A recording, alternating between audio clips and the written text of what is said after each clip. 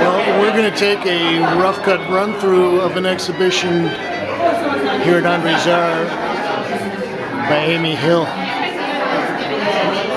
This piece is titled Key Exchange, Oil on Canvas.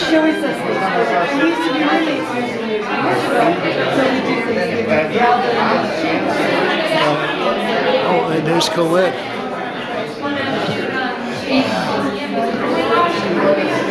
Amy Hill is a painter that's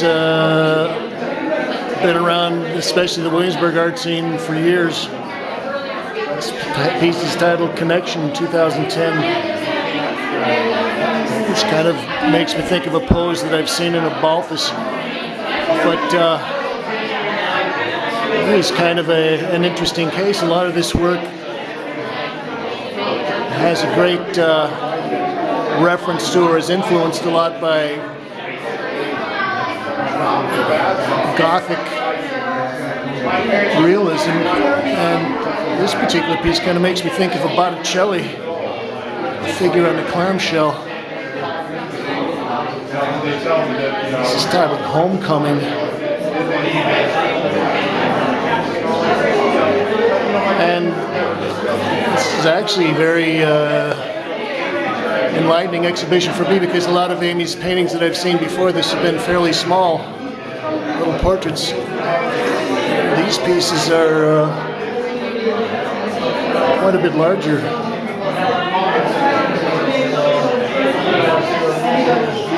It's titled Interior. We'll get up and look at some details. I think Amy is very well known in the painting community for her wonderful rendering. And she does have an almost Renaissance or maybe high Gothic sense of carving out the details.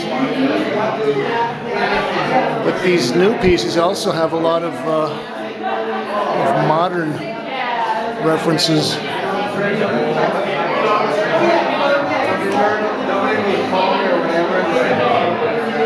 This recalls a classic Italian portrait from the 1400s.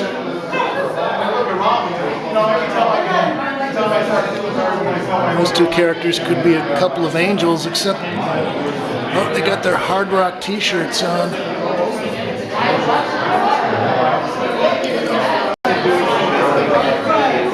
This is titled Seeing is Believing. This one is oil on wood.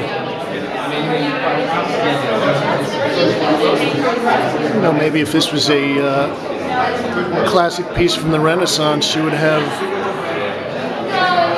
Christ floating on a cloud, but in this one it's kind of like people wondering about the weather.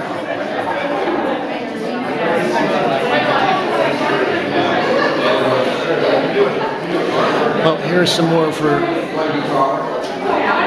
portraits. It's titled Woman with the Dog.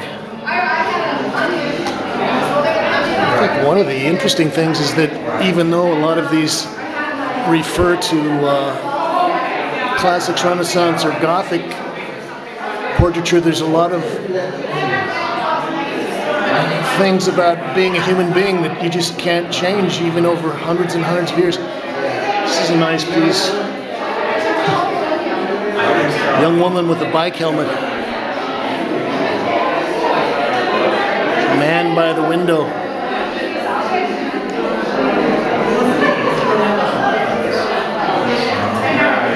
It's titled Map of the World.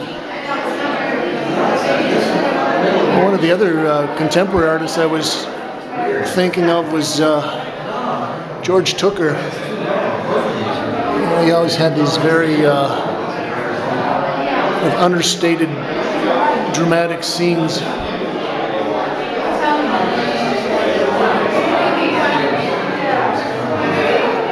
It's titled Online.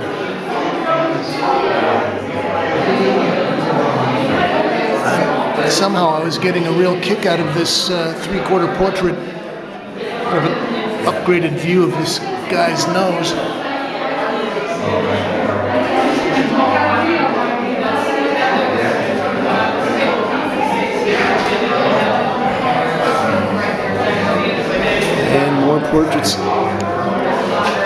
thought this was interesting. It's almost like that coat changes from black to white.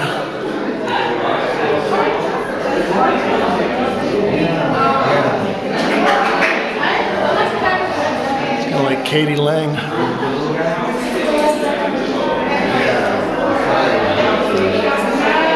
It's called Time Travelers.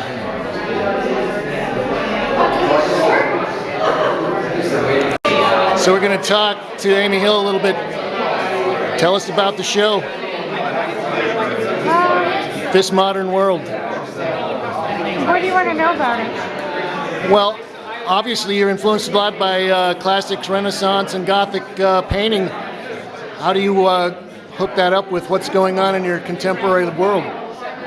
I'm trying to make a seamless combination of the two worlds.